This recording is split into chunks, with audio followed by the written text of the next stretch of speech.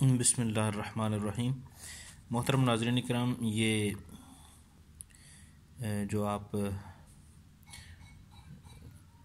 मुलाहिज़ा फरमा रहे हैं, सबसे पहले ये ज़ियारत करें। ये खजूर का हलवा है जो कि मस्कत से तशरीफ़ लाया है, और ये ताज तमूर ये एक बोतल है जो कि मेरे लिए गिफ्ट आई है। इस बोतल के अंदर जो है वो खजूर का शीरा मौजूद है, जिसको आप चाय के अंदर जो है वो डाल के इस्तेमाल कर सकते हैं। वहाँ पर चाय के अंदर जो है ये इस्तेमाल किया जाता है, और ये एक मखसूस किस्म की खजूर है, बड़ी प्यारी। मैं आपको इसकी जो है वो ज़ियारत कराता हूँ। ये माशाल्लाह से खजूर है, ये चेक करके देखते हैं कहीं ख़राब वगैरह तो नहीं। बेहतरीन,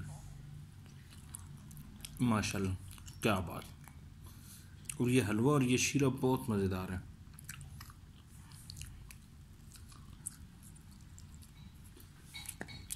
हमारे इमरान भाई हैं, वहाँ से तशरीफ़ लाए मस्कत से। अभी फिर 20 तारीख को चले जाएंगे इंशाल्लाह। अल्लाह ताला उनको जज़ाए खैर अता फरमाए। जज़ाकल्लाह, थैंक यू सो मच। अस्सलाम वालेकुम।